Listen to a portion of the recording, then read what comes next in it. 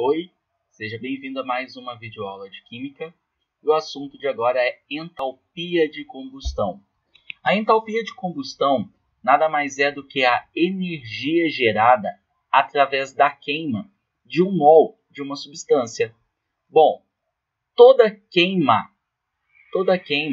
é considerada um processo exotérmico, ou seja, nós temos a entalpia do produto menor que a entalpia do reagente, caracterizando um ΔH menor que zero, ou seja, um ΔH negativo.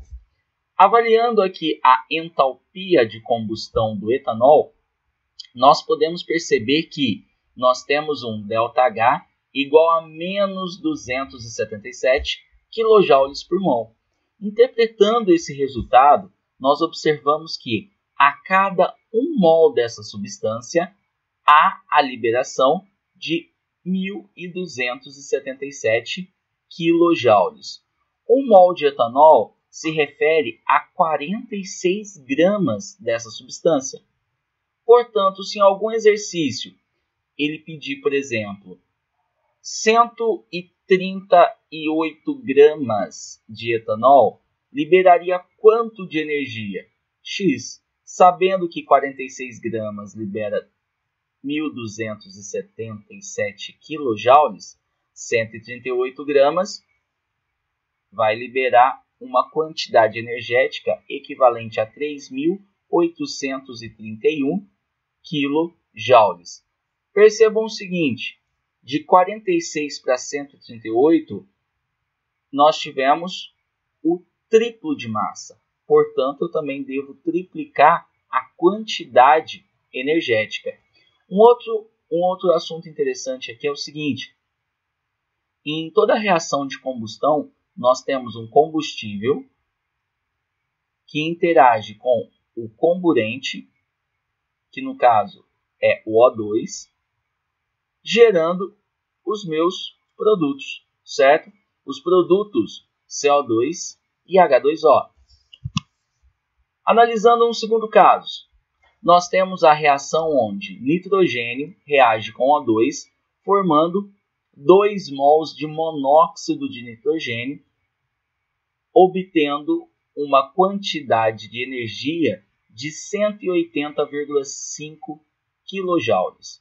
Bom, ΔH negativo, reação exotérmica. O que o exercício me diz? Se o motor gerar 14 gramas de monóxido de nitrogênio durante um teste de laboratório, quanto de calor deverá ser liberado nessa produção? Primeiramente, nós devemos observar, a cada 2 mols de monóxido de nitrogênio, nós temos a liberação de 180,5 kJ. 1 mol de monóxido de nitrogênio apresenta quantas gramas? Nitrogênio 14, oxigênio 16. Portanto, eu sei que a cada mol nós temos 30 gramas. Como eu estou trabalhando com 2 mols, eu tenho que fazer 2 vezes 30 gramas, que está para 180,5 kJ. Se nós tivermos uma queima de 14 gramas destes combustíveis para gerar um monóxido de nitrogênio, qual a quantidade de calor gerado? X. Portanto, X vai ser igual a 14 vezes 180,5, 2.527, dividido por 60. Portanto, meu valor de X é igual a 42,1 kJ. Percebam que eu não coloquei unidade kJ por mol, uma vez que a quantidade de monóxido de carbono gerado, monóxido de nitrogênio gerado, é menor que 1 mol. Um terceiro caso, nós temos, considerando a utilização do etanol como combustível para veículos, escreva a equação química balanceada da sua combustão no estado gasoso com O2, produzindo CO2 e água, dadas para o etanol. Então, Primeiro passo do exercício, ele pede para escrever a reação. E ele deixou tudo muito simples. Nós temos o combustível, que é o etanol, CH3CH2OH. Nós temos o comburente, que é o O2. E nós temos os produtos gerados, que é o CO2 mais H2O. Balanceando a reação, 2 átomos de carbono no reagente. Então, tem que ter 2 átomos de carbono no produto.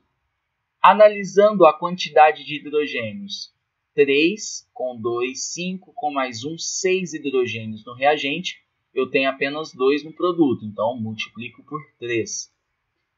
Quantidade de oxigênios, eu tenho 2 vezes 2, 4 com mais 3, nós temos 7 oxigênios no produto.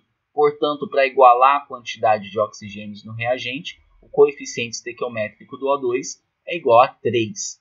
Bom, continuando o exercício.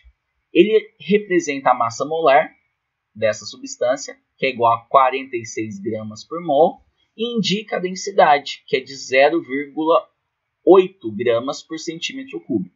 Calcule a massa em gramas. Então, nosso próximo passo, calcular a massa em gramas de etanol consumida por um veículo com eficiência de 10 km por litro após percorrer 115 km. O que o exercício está dizendo?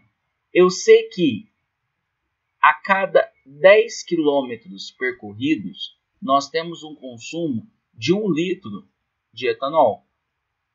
Se eu percorrer 115 km, qual é a quantidade de etanol consumida? Bom, nós temos que X vai ser igual a 115 dividido por 10. Portanto, o volume de etanol consumido vai ser de 11,5 litros. Porém, o exercício não me pede volume, ele pede massa. Por isso, ele deu a densidade, que é de 0,8 gramas por centímetro cúbico. Bom, densidade nada mais é do que massa sobre volume. Nós temos a densidade, que é de 0,8. Eu quero saber a massa. Para qual volume? Toma cuidado. O volume obtido aqui está em litros e a densidade está em centímetro cúbico. Portanto, eu devo passar esse litro para centímetro cúbico. 11,5 vezes 10 a terceira, porque basta eu multiplicar por 1000. Então, nós temos 0,8 vezes 11,5 vezes 10 a terceira. A massa de etanol consumida é de 9,2 vezes 10 a terceira gramas, ou seja, 9.200 gramas de etanol consumido. Bom, continuando o exercício, ele também pede para a gente calcular o calor liberado em kJ, sabendo que o calor de combustão do etanol é igual a menos 1.277 kJ por mol. Então, ele me informa que o ΔH dessa reação é de menos 1.277 kJ por mol. 1 mol dessa substância tem 46 gramas, que libera 1.277 kJ. Se eu queimo 9,2 vezes 10 a terceira, qual a quantidade de energia liberada? Bom, chamei de X. Matematicamente, a gente pode organizar isso aqui para ficar mais fácil. 46 está para 1.277 kJ. Vou deslocar a vírgula. 92 vezes 10 a 2 está para X. De 46 para 92, eu multipliquei por 2. Então, aqui eu também vou multiplicar por 2. Portanto, X vai ser igual a 2.554 vezes 10 a 2 kJ, ou seja, 2.555, ou melhor, 255.400 kJ. Então, essa é a quantidade de energia que vai ser liberada pela queima de 9.200 gramas desse etanol. Falando um pouquinho a respeito de poder calorífico. O poder calorífico nada mais é do que a quantidade de energia liberada na queima de 1 grama dessa substância, ou de um combustível, ou de qualquer substância que apresente uma quantidade energética viável. Então eu posso afirmar que o poder calorífico ele reflete a massa pela quantidade de energia liberada. Portanto, eu posso falar grama por quilojoule, eu também posso falar grama por quilocaloria, como eu também posso falar quilograma por quilojoule. Isso vai depender do que o exercício pede. Analisando duas situações. Na primeira situação, eu tenho gasolina, que é o C8H18, conhecido também como octano, que está reagindo com 25 sobre 2 mols de O2, formando 8 mols de CO2 mais 9 mols de água. Apresenta um ΔH de 5.400 kJ por mol. No segundo caso, nós temos gás hidrogênio, que está reagindo com meio mol de O2, formando H2O e liberando 268 kJ por mol. Se a gente avalia apenas pela entalpia de combustão, obviamente que a gasolina apresenta maior conteúdo energético, ou seja, avaliando apenas pela entalpia de combustão, nós diríamos que a gasolina ela seria mais viável, porque ela vai liberar um maior conteúdo energético. Agora, se a gente for analisar pelo poder calorífico, bom, a cada 1 mol de gasolina, quantos gramas nós temos? 12 vezes 8 mais 1 vezes 18. Isso vai ser igual a 114 gramas por mol. Então, eu sei que a cada 114 gramas há a liberação de 5.400 kJ. Agora, se eu queimar apenas 1 grama de gasolina, qual é a quantidade energética liberada? X. X vai ser igual a 5.400 dividido por 114. Isso vai ser equivalente a 47,4 quilojoules por grama, ou grama por quilojoule. Bom, avaliando o gás hidrogênio. Interessante ressaltar aqui também que o gás hidrogênio, quando queimado, ele não leva ou ele não gera a poluição, uma vez que o produto gerado é água no estado de vapor, certo? Nós temos a liberação de água no estado de vapor, enquanto quando nós queimamos tanto a gasolina ou como qualquer combustível fóssil, nós temos a liberação de CO2, o que traz benefícios ao meio ambiente. Bom, mas voltando aqui para o poder calorífico.